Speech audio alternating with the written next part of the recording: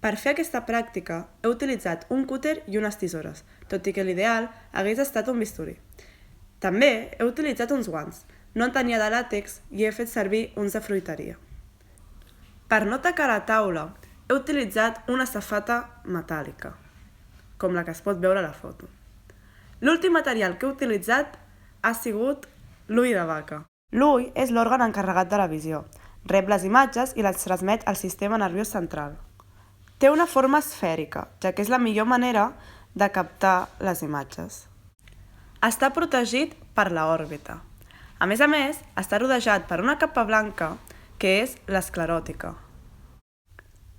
Al voltant de l'ull tenim uns músculs que són els encarregats de fer que l'ull es pugui moure. Fan una funció semblant a la d'unes regnes.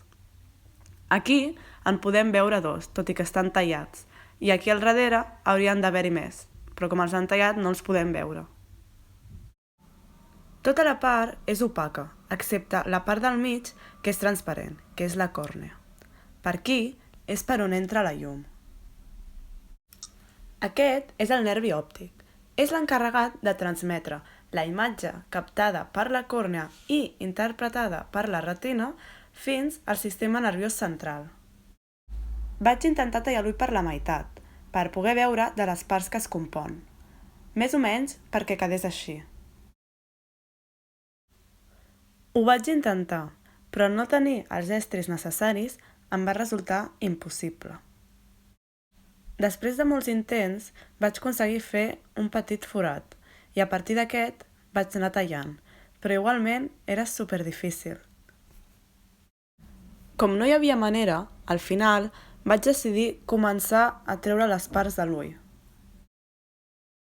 Vaig treure el cristal·lí. El vaig posar damunt d'una targeta. Així vaig poder veure l'efecte que fa semblant al d'una lupa. Després vaig treure l'humor vitri, que a diferència de l'humor aquós, que és líquid, aquest és gelatinós. Al treure'l també es va desenganxar la retina. Vaig fer un desprendiment de retina.